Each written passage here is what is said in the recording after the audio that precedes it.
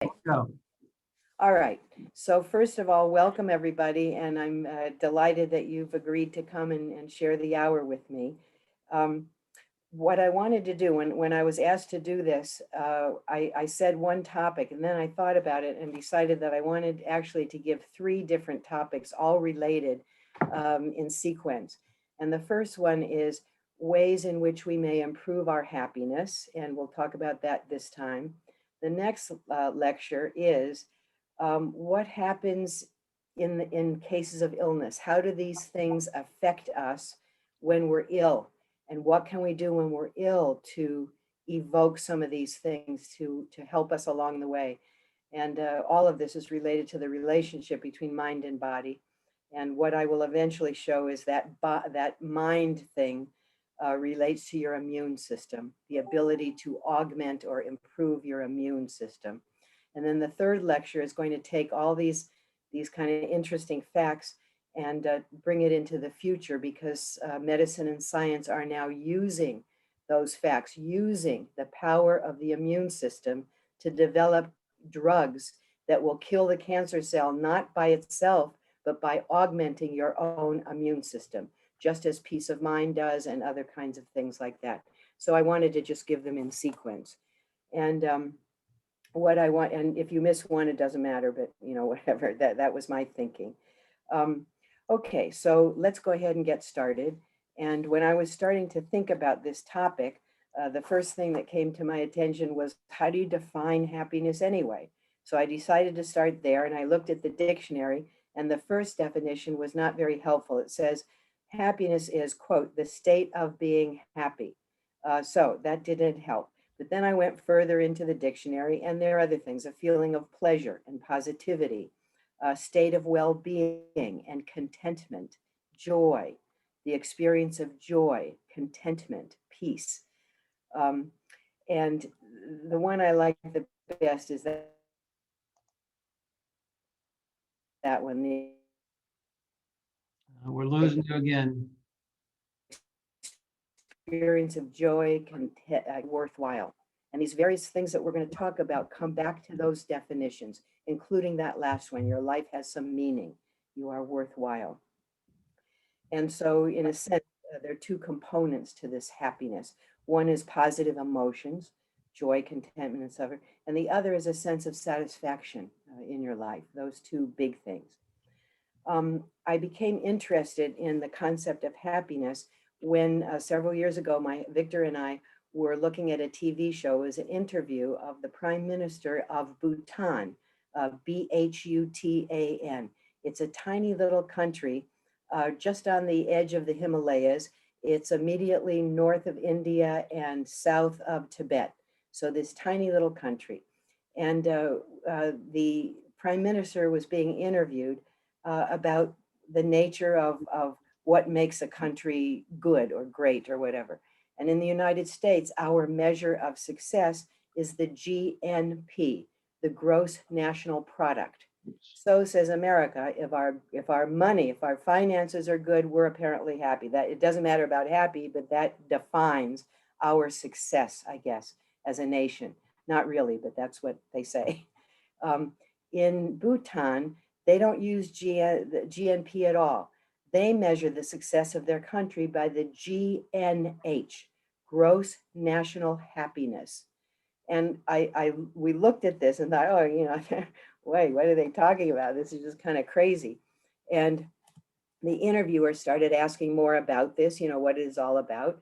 And the prime minister said that the fourth king of Bhutan in 1970 was the one who made this decision that, success is really based upon the contentment of its people. And how are we going to measure the happiness, the contentment of our people? And what they did was to develop a whole system. And there are 4 pillars, which I'm going to talk about in a minute, 9 domains within these pillars, and then 72 indicators. And by putting numeric values to each of these things, you can come up actually with a formula, with a numeric formula about the level of happiness in that country or theoretically any other country. So let's talk about the 4 big pillars and what that means. Number 1, preservation or conservation of the environment. And the prime minister said that first, and the interviewer said, well, you know, what do you mean by that? Why is that happiness? And the prime minister said, well, think of you. Think of when you go on a vacation. You go to a beautiful place. You go to the ocean, to the mountains, to a lake, to a river, to a stream. You go to the nature of beauty in a natural way. That's where we go on vacations. A beautiful environment gives you peace, gives you happiness. And he was right. That to me was a most interesting thing. And when we got to Bhutan, what that meant in a practical, so we went to Bhutan. You know, if this is what's going on there, we've really got to see what this is all about. It was very interesting to us. So we went. And that preservation of the environment, there are all kinds of rules around it. It's for real. They don't say it, they do it. It is against the law to cut down a tree. And if you do cut down a tree, you have to have a special permit from the government, and you have to immediately plant another small tree in its place. There are many things of that sort, but the environment is extremely important to them, and that country is stunningly beautiful, as you might imagine. The second was preservation of culture. That was the second big pillar, preservation of culture. Their culture has been preserved, but I'm going to take it further. It's not just culture, it's preservation of community, of being together in this culture. So as an example there, the people, all of them, men, women, children, they wear the same clothes, the same, out long gowns and so forth. It's not a gown, but whatever, long dress, etc., that they wore 700 years ago. There has been no change in that. We would drive a lot. They don't have like paved streets or anything, but little, we go into the countryside on these little dirt roads. And I was struck by the fact that you'd be going down this road very slowly, and ahead of you would be whatever, 4 people, 6 people, 10 people, taking up the whole width of the quote unquote highway or road, arm in arm in arm in arm, walking together. They are together. They are community. They are not alone. And that is a very, very big deal. And we are people who need people. Streisand was absolutely correct in that regard. It's hard for us to be alone. And in a very practical sense, as it relates to us and what we're going to learn from this or how we're going to take it forward, Chai Neighbors is perfect. You don't have to have your own husband. You don't have to have your own spouse or your own family. You can acquire those friends and those quote family community, and it helps you if we do. So that was the second big pillar in Bhutan. The third was quote good governance. And what did that mean? And what it really meant was governance by the people. They have a king, they have a prime minister, but the people are making many of these decisions. And what I learned there was one day we were driving along one of these little dirt roads, and there was a whole circle of people right sitting down on the ground in the middle of the road. And so obviously we stopped and we got out and checking out what was happening. And basically this was the whole village there. They had been given some money, extra money by the government, and it was up to the village to decide what it was that they were going to do with that money. And the decision that they had reached at that point anyway was they were going to build a school with it. A good government meant to them involvement of the people, democracy, what we are hopefully going to keep here. The last was a sustainable environment. Oh, by the way, preservation of culture, I forgot to say something. They did not have TV or internet until 1999. They were able to exclude Western culture up until 20 years ago. So it was critical to them to preserve culture, just like we're trying to preserve our Jewish culture, as an example. Anyway, a sustainable environment. And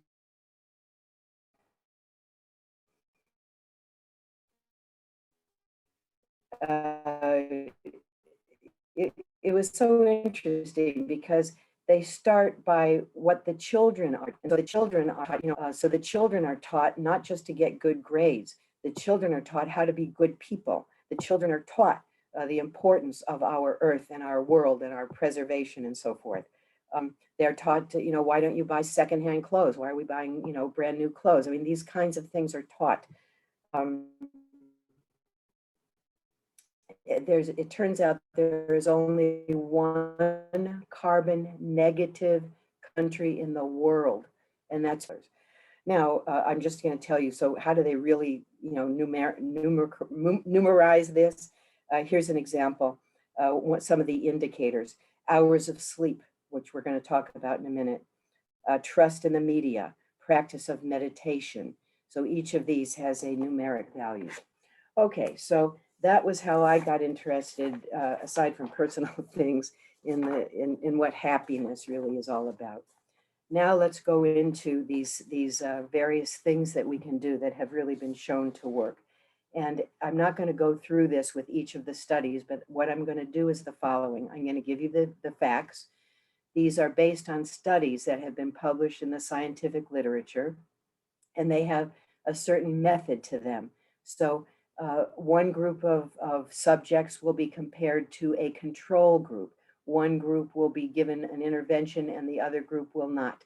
And you'll compare the difference in outcome as far as happiness, joy, contentment, and so forth in one group versus another.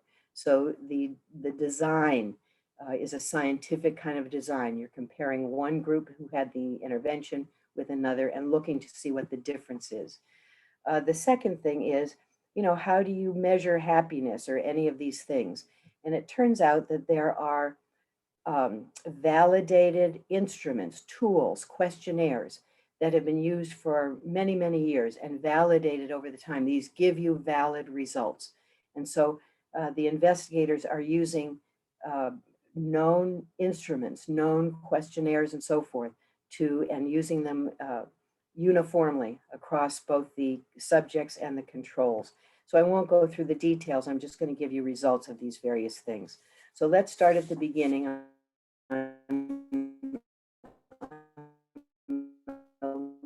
list that hopefully you have and you can write notes around it. 7 minutes a day has been shown to improve mood, how you feel, contentment, and so forth. My preference is 15 minutes a day or 20 minutes a day. And let me give you some examples. So in a particular study, it was by Dr. Acor, doesn't matter.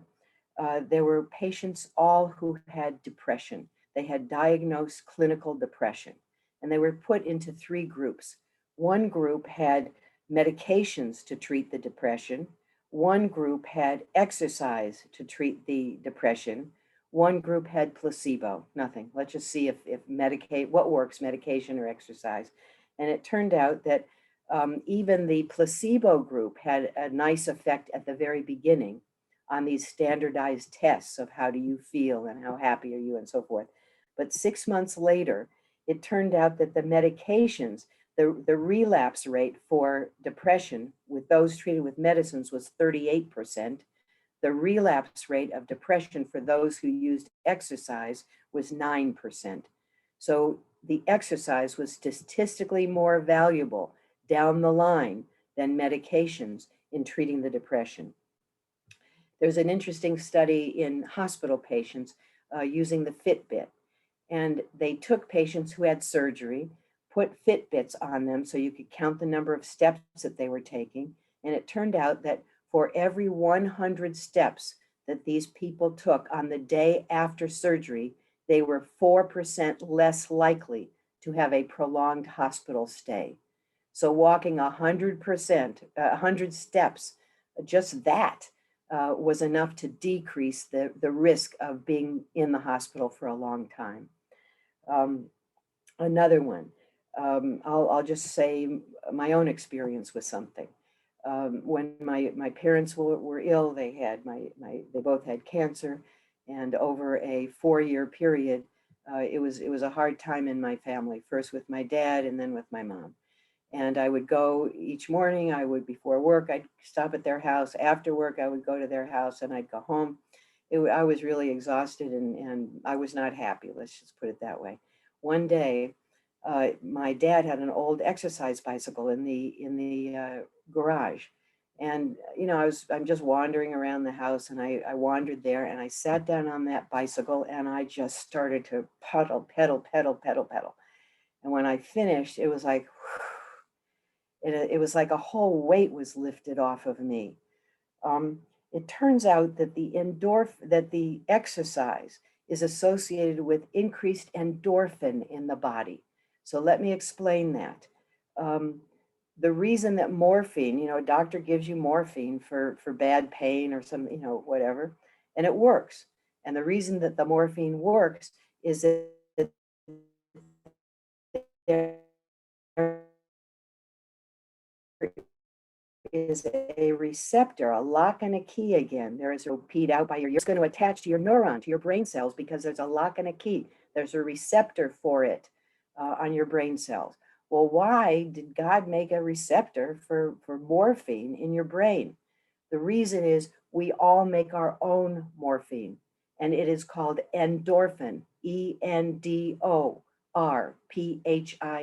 endorphin. So that, for example, sky high levels of endorphin are present during pregnancy. It's an uncomfortable time, maybe a painful time. Well, Mother Nature, God is saying, I'm going to give you some endorphin to make this possible so that you will be willing to have a second child or a third child, something of that sort. Um, the endorphin is clearly increased by exercise. And you may know that in terms of the second wind.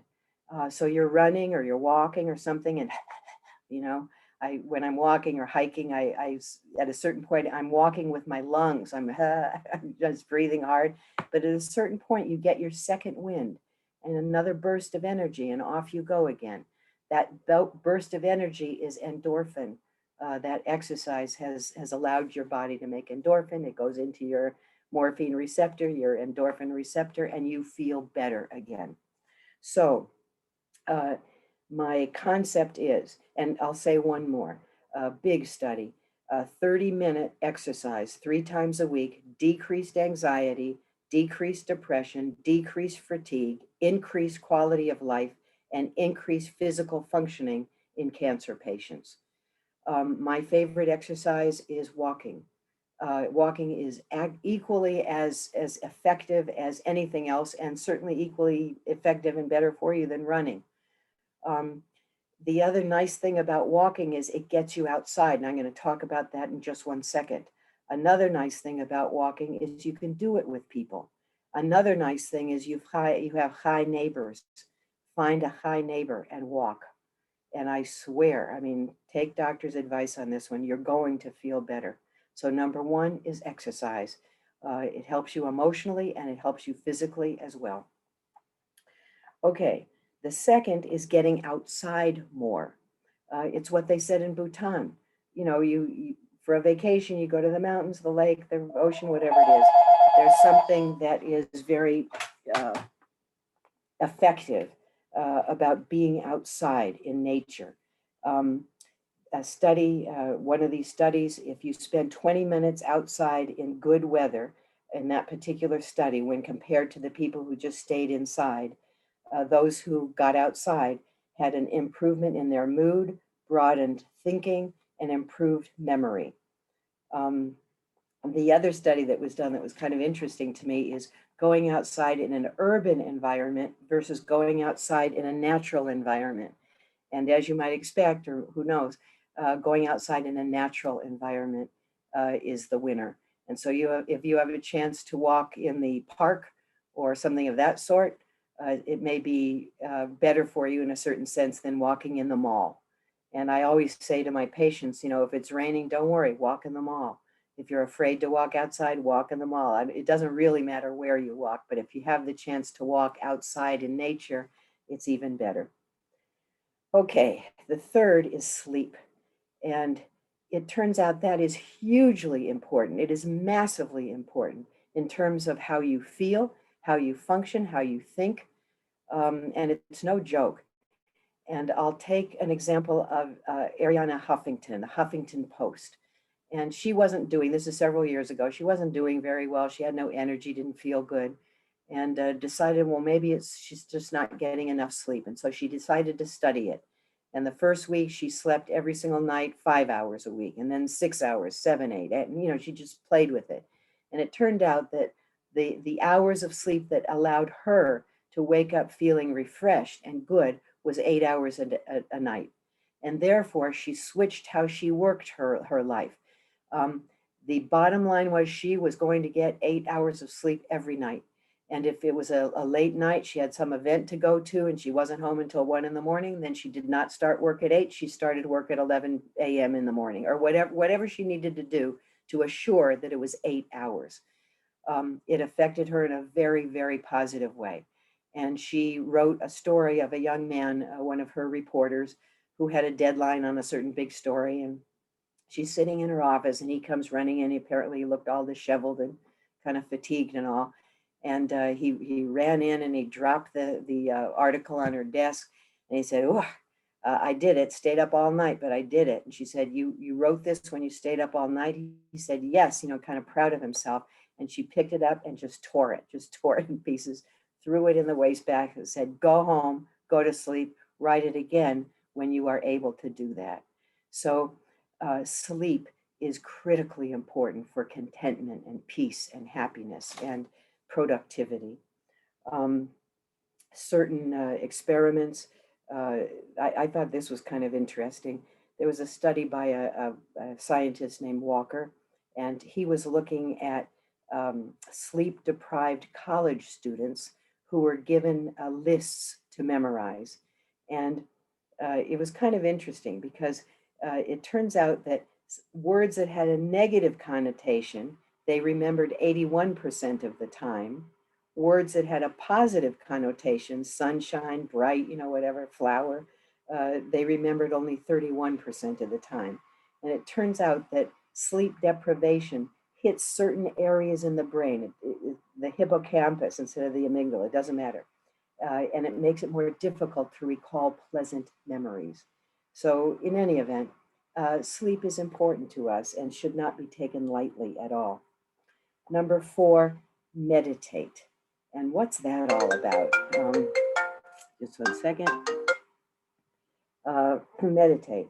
So we read a lot about mindfulness these days. And mindfulness means being in the moment. I remember when I was in college at Berkeley, Allen Ginsberg was there and he had this whole thing,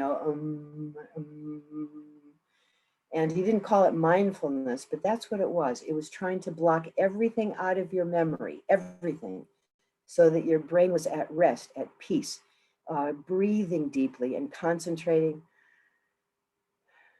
just concentrating on the breath going in and out, saying one word and just keeping it up, blocking all of everything out of your brain, but the moment.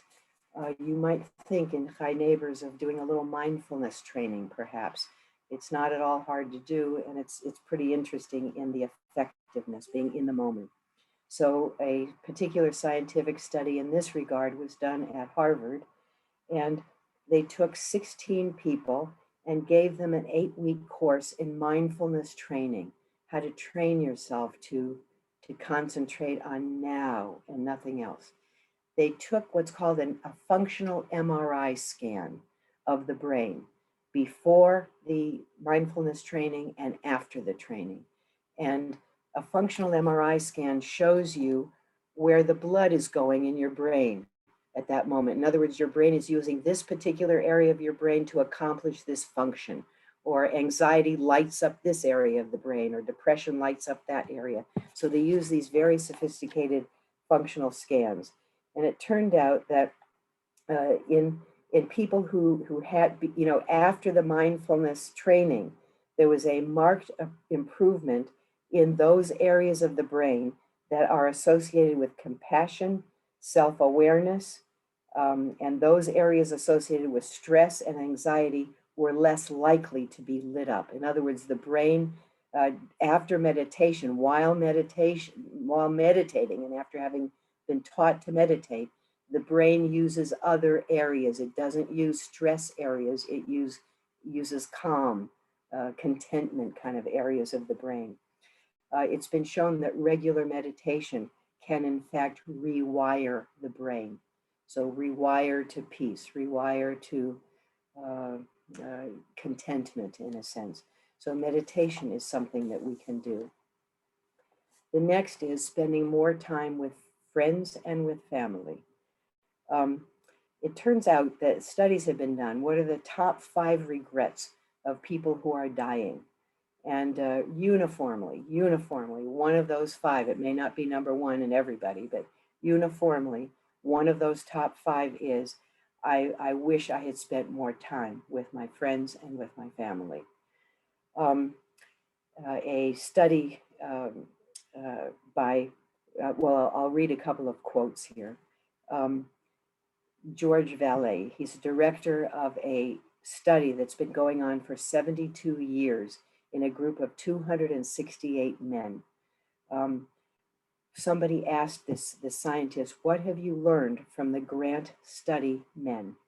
And the answer was this, quote, I learned that the only thing that really matters in life are your relationships to other people. He also found that in these men, their relationships at age 47 predicted how they were going to adjust in older age. It turned out that good sibling relationships, there's nothing you can do about it now, but whatever, good sibling relationships were the weightiest of all. And it turned out that 93% of the men who reported good sibling relationships had been thriving at the age of 65. So these relationships are critical to us.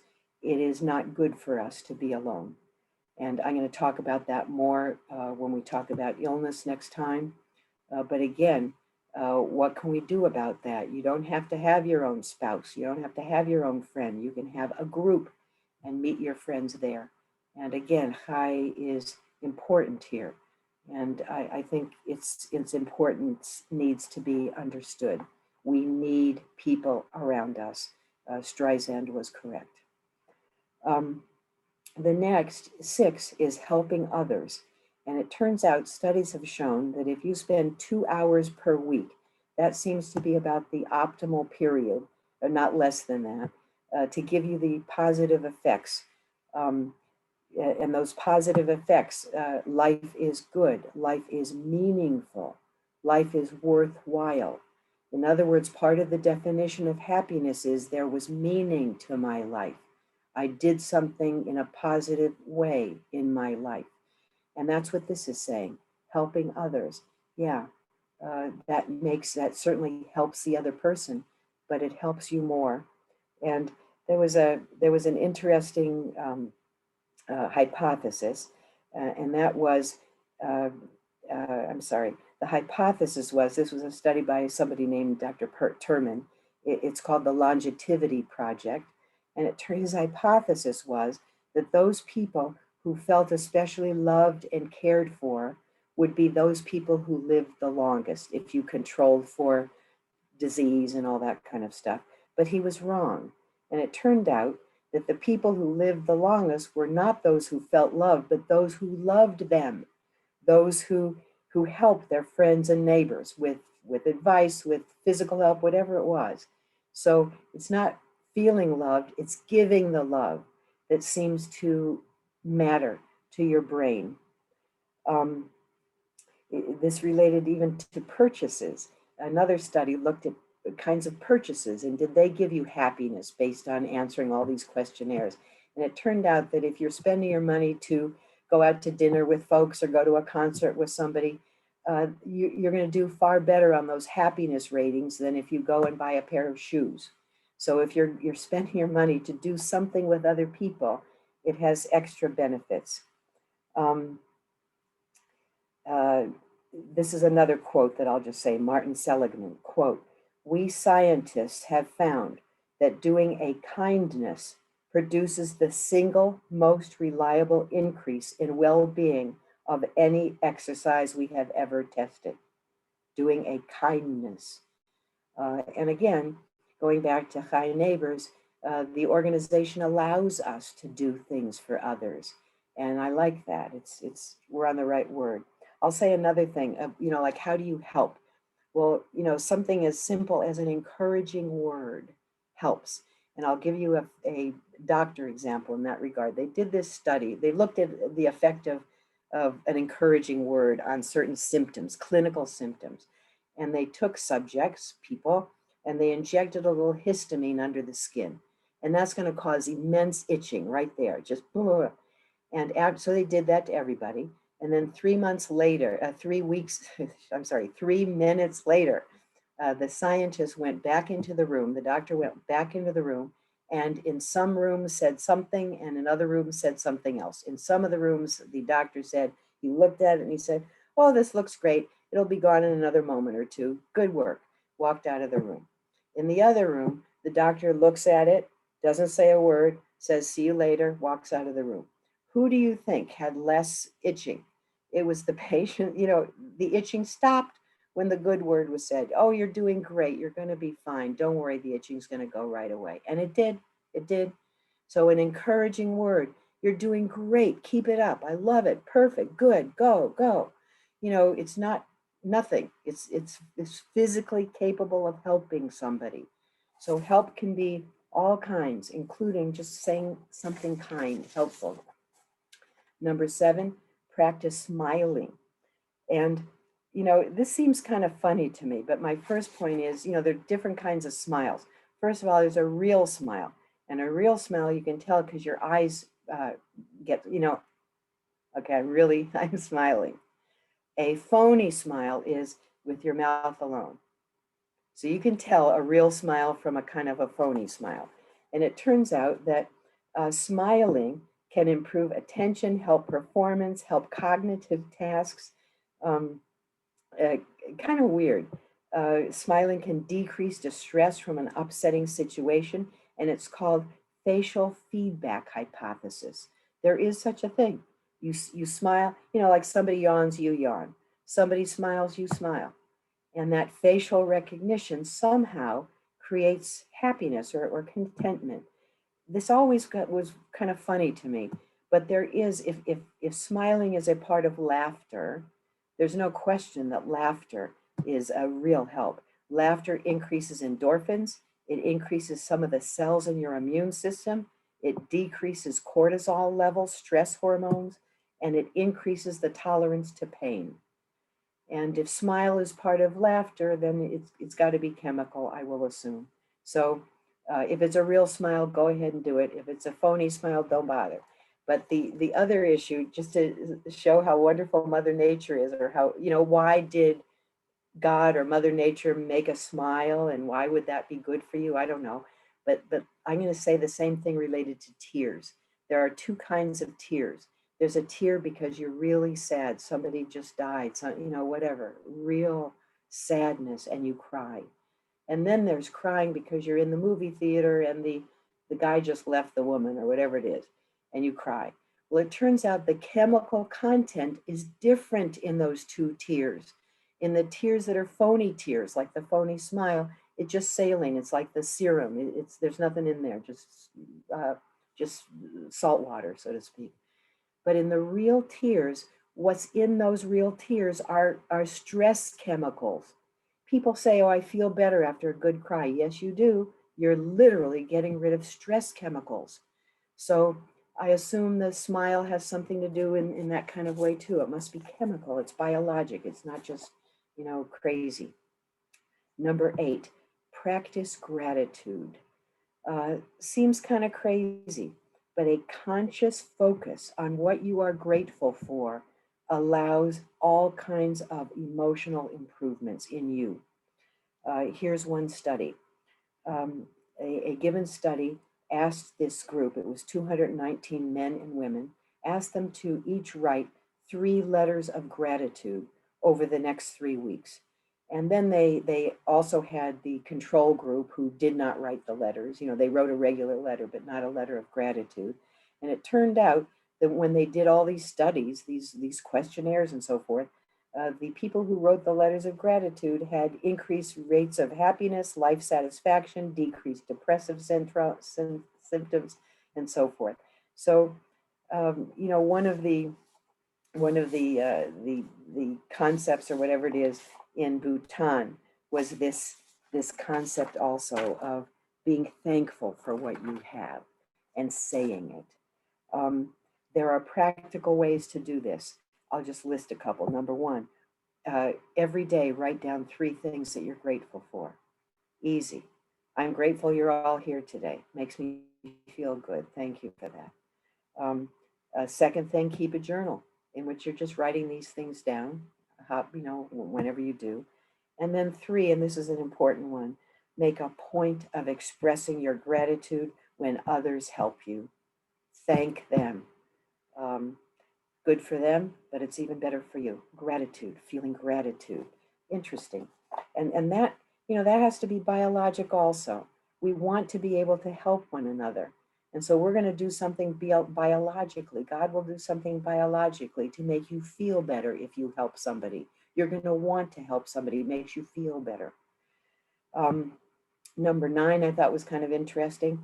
Plan a trip or an event, even if you don't want to, even if you don't go. It's the anticipation that gives you the pleasure, apparently. We love to travel, Victor and I. And Victor does all the planning. He spends months, loves it, loves it, loves it. I don't do any of it. I just show up and I enjoy it when I go. But he loves the planning. And I get it. He's normal, I guess. That's what people do. So it's the anticipation. And it doesn't have to be a trip that you're going to plan. It's something positive that you're going to look forward to. I'm going to a high meeting next week. I'm going to go walking with Terry next week. Whatever it is, something to anticipate, something that you're looking forward to anticipate. Another study, people who just thought about watching their favorite movie, there was a 27% increase in endorphins. Just thinking about something that gave you pleasure, your endorphins are going to come up.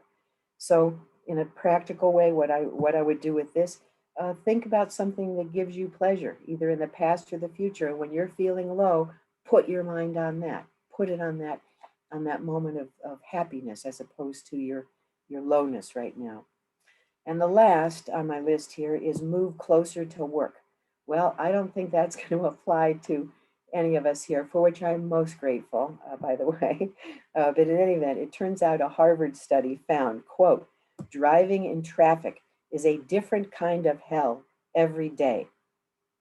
Daniel Gilbert says, having a bigger house or a bigger job does not compensate for this. So hopefully none of us have to really do this right now. But the fact is that a long commute is also not unassociated with happiness. So those are some examples of practical kinds of things that scientifically actually work to allow us to feel contentment or peace or a worthness, our life has been worthwhile and so forth. So I'm going to stop now and would be happy to answer questions or whatever you want to do with the extra time. Okay, we can go with how the community feels. Do you want to just raise your hand and we'll call on you? All right. Okay. Lee. So I see Lee first. Okay, Lee, what's the question? You need to unmute, Lee. Oh.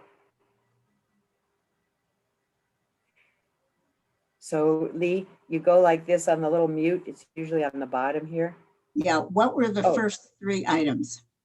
The first one was exercise. Okay. The second one was get outside more.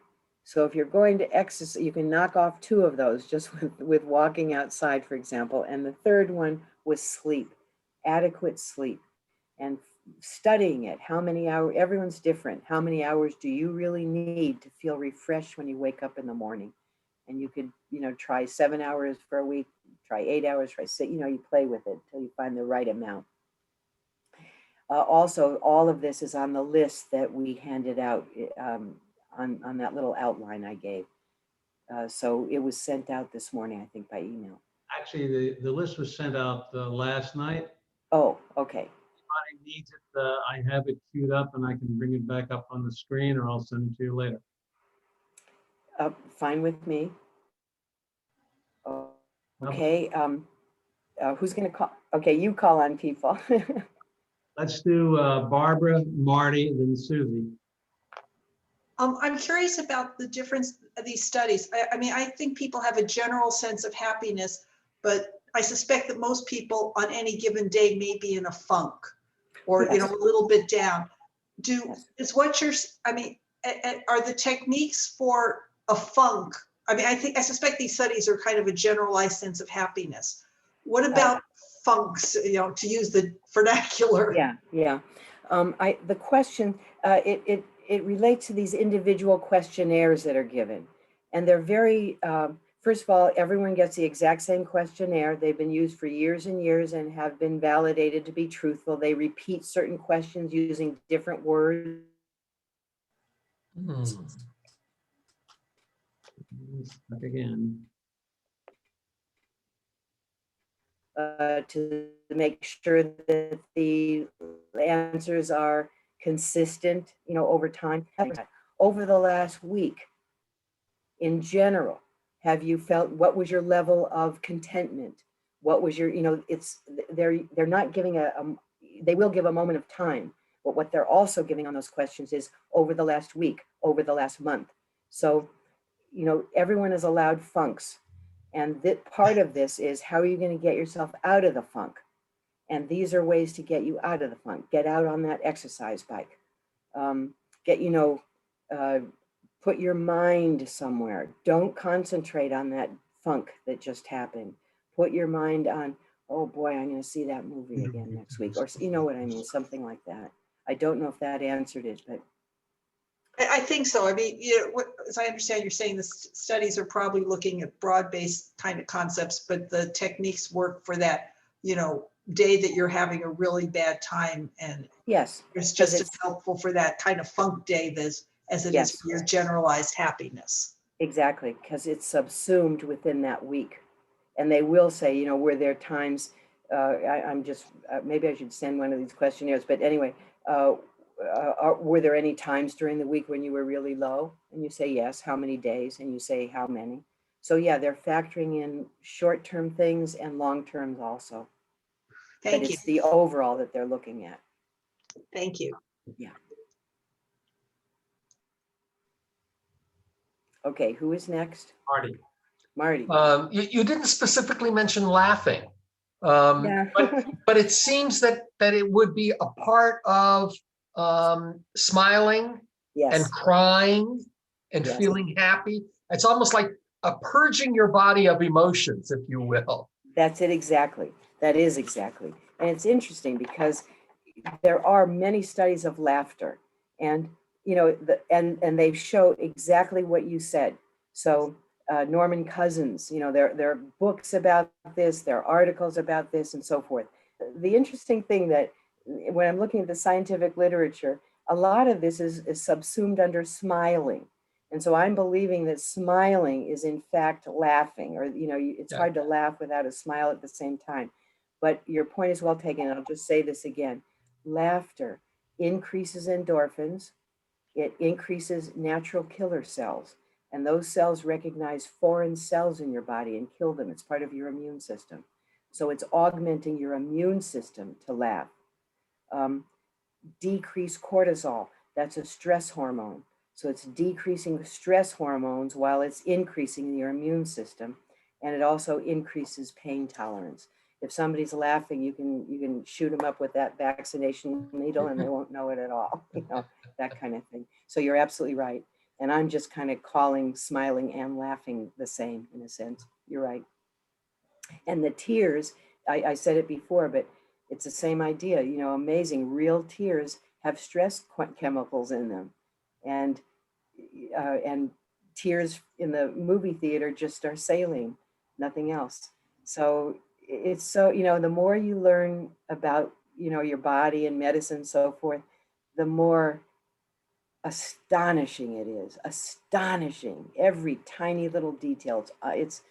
There is a God. I mean, it's unbelievable. And then the other thing, you know, is as you learn more and more, is how little you know. Oh my gosh, how little. But anyway, okay, next. Susie and Jeff. I have trouble staying asleep, and I'm wondering, does napping take over some of those hours? Do they count? Yes, napping counts because when you sleep, be it during the day in a nap or at night, your brain is resting. Your brain is restoring itself. You know, all kinds of chemical things are happening. So yeah, if you're sleeping some hours, you can count the nap as part of your sleep time because the same thing is happening to kind of refresh your brain, get rid of the old chemicals, bring new stuff in. So yeah, sleeping, it doesn't matter whether it's a nap or sleeping at night. Good question. Janet? I have heard singing. I mean, in a physical way, not just for the joy of singing, but it stimulates the vagus nerve. Tell me if I'm clinically correct about that, that somebody explained it. And I do a lot of yoga, and they begin the Right. class with an om and a chant and whatnot. And this, I swear, I feel like a decompression happen before I start the class, a kind of centering. And I think it's just from the sound. Yeah. Anyway, tell me about the clinical aspect of it, about the Yeah. vagus nerve, or is that just? Well, okay, a couple of things. First of all, singing, it's kind of interesting because I have my sense is my sense is that you're right. And I've never, I have to look into the literature. I've not seen anything about singing per se and what that does. There has to be, there are journals, Journal of Happiness, and these crazy kind of things. And there must be something there about singing. So I'll try to find something and I'll get back to you, Janet. Okay. But Oh. just thinking it through for a little bit, what you're doing with your singing in a funny kind of a way is mindfulness. In other words, you've blocked out everything. You're going right here down this very focused little path, cutting out all of everything that was going on, all the junk, all the, fears, all the everything that might have been in the external environment. So I'll bet you a part of that is a sort of mindfulness. You're deeply focused on one thing, just like you could be deeply focused on breathing. The yoga, part of yoga is that, you're breathing, you're umming, you're breathing, and you're concentrating on your breathing. You're exercising at the same time. You're not on Zoom, but you're with other people very often at the same time. Many things are coming in on these activities. The walking, you're exercising, you're outside. If you can, I would encourage everybody, including Chai, to establish these little walking groups. It's so nice, every other day you're walking with somebody for an hour. You feel good. You're with somebody else. You're talking. I have a patient, a very special person who died a couple of weeks ago, about a month ago, and he had two things. There were a group of 4 men for 2 decades. Every morning they walked together, and at the end of the walk, they stop at the coffee shop and have coffee and sit and talk. And aside from that, he also used to walk every morning with his wife. And so this has been a really hard time, and I started walking with the wife. And there's something about that. I don't know. Yeah. You know what it could be, or tell me this too, because this is kind of a physical response. Bilateral stimulation. There's something about it. I know I used to walk with, I mentored a little girl that had disabilities. Yeah. The only time she would talk was when we would go for a walk. Yeah. And it somehow released something, and I've heard it's just that bilateral stimulation. Interesting.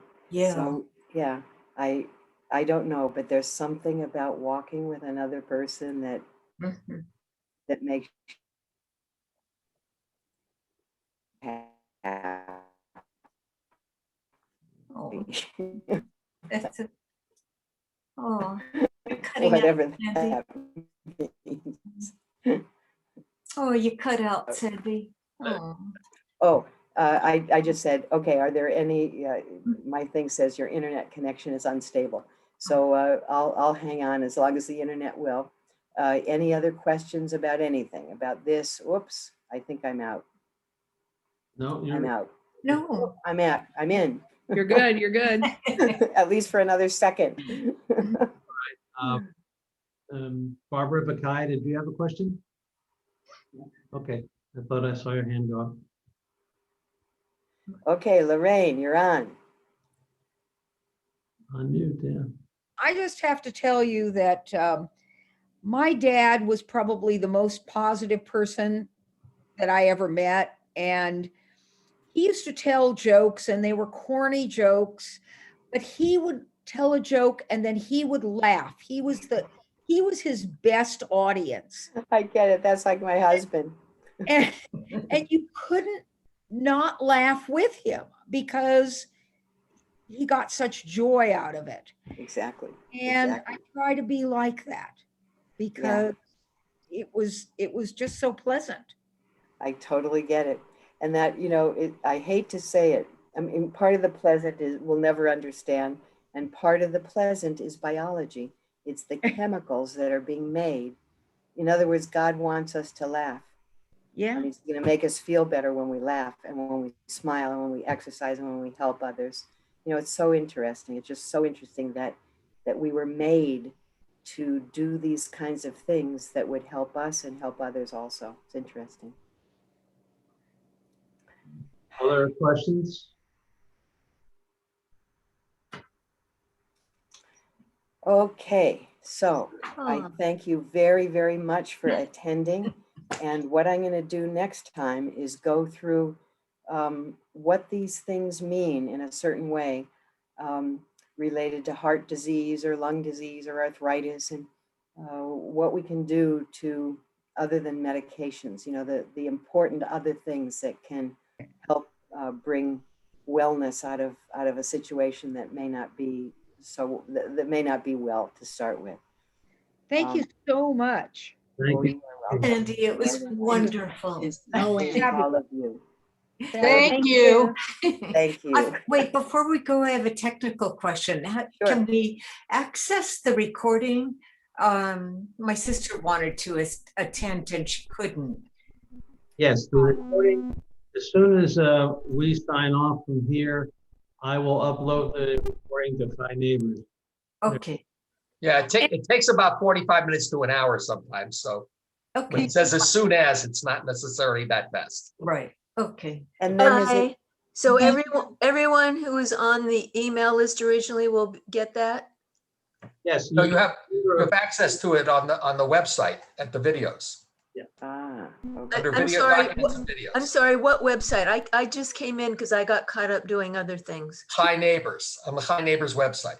If you want to stay on for a few minutes after Dr. Levine and everybody else leaves, I will share my screen and show you where to find it on the Five Neighbors website.